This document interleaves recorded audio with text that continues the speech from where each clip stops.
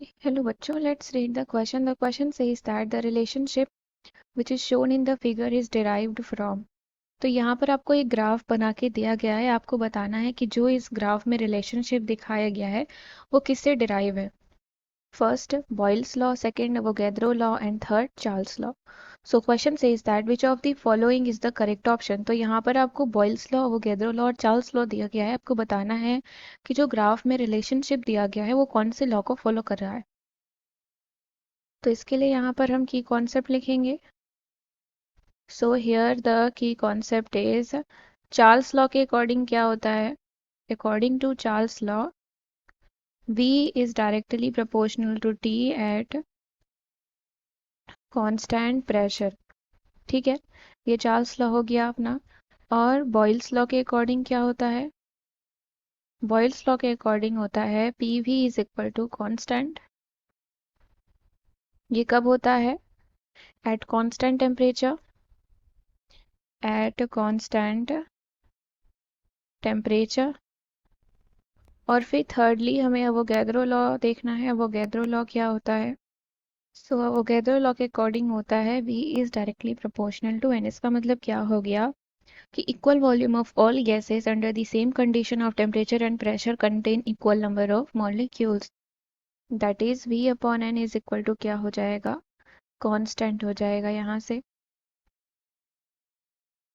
तो यहाँ पर अब हम अपने ग्राफ को देखते हैं. तो यहाँ पर आपका ग्राफ दिया गया है, प्रेशर, टेम्परेचर और यहाँ पे वॉल्यूम मेंशन किया गया है.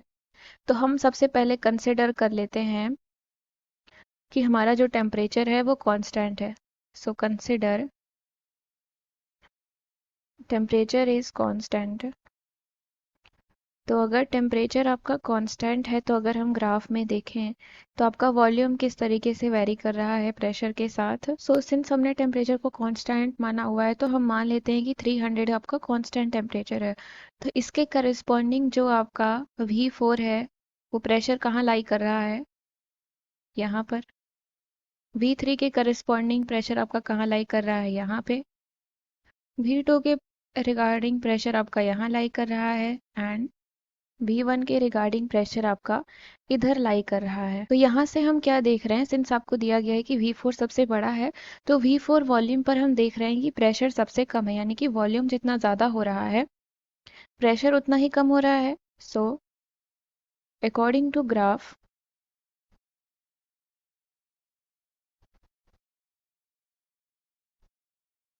According to graph when volume is more pressure is less. Pressure आपका क्या है, कम है. तो इसका मतलब इन्वर्स रिलेशन यहाँ फॉलो हो रहा है. That means pressure is inversely proportional to volume. और ये हमारा क्या होता है, बॉयल्स लॉ होता है. That is Boyle's law constant temperature पर ही होता है. तो कांस्टेंट टेम्परेचर पे क्या होता है, प्रेशर आपका इन्वर्सली प्रोपोर्शनल होता है वॉल्यूम के. इसका मतलब क्या हो जाता है, यहाँ से PV इज इक्वल टू हो जाता है आपका कांस्टेंट. तो यहाँ से हम ये कह सकते हैं कि ये जो ग्राफ है आपका ये बॉयल्स लॉ को फॉलो कर रहा है.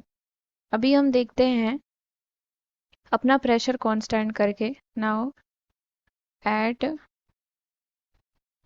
कांस्टेंट प्रेशर,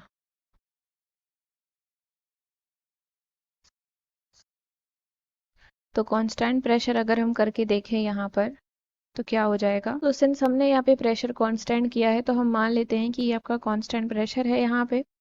तो यहाँ पे अगर हम देखें कि V1 के करस्पॉन्डिंग टेम्परेचर आपका ये आ रहा है. सिमिलरली V2 के करस्पॉन्डिंग टेम्परेचर आपका यहाँ पे आ रहा है. V3 के करस्पॉन्डिंग आपका ये आ रहा है. और V4 के करस्पॉन्डिंग आपका इधर आ रहा है. ठीक है, यानी कि हम यहाँ से क्या देख रहे हैं कि टेम्परेचर आपका क्या हो रहा है, इंक्रीज कर रहा है. कैसे इंक्रीज कर रहा है, यानी कि जब वॉल्यूम आपका इंक्रीज कर रहा है तो टेम्परेचर भी इंक्रीज कर रहा है. सिंस V4 पे आपका सबसे हाईएस्ट टेम्परेचर आ रहा है. So according to graph when volume is more temperature is also high. Temperature is also high. तो इस स्टेटमेंट के अकॉर्डिंग हम क्या लिख सकते हैं कि वॉल्यूम आपका डायरेक्टली प्रोपोर्शनल है टेम्परेचर के। तो ये कौन सा लॉ होता है? ये चार्ल्स लॉ होता है कि कांस्टेंट टेम्परेचर कांस्टेंट प्रेशर पे आपका वॉल्यूम किसके प्रोपोर्शन हो? टेम्परेचर की प्रोपोर्शन हो। और अवोगैद्रो लॉ के अकॉर्डिंग क्या होता है आपका कि V upon N is equal to constant होता है, यानी कि टेम्परेचर और प्रेशर हमें दोनों को ही कांस्टेंट रखना होता है। तो ये इस ग्राफ में हम कहीं भी शो नहीं कर सकते इसको। सो यहाँ से हम देख सकते हैं कि आपका ये जो ग्राफ है ये बॉयल्स लॉ फॉलो कर रहा है और चार्ल्स लॉ फॉलो कर रहा है। So from here option number C is the correct answer. I hope you understood it well. Thank you and best of luck.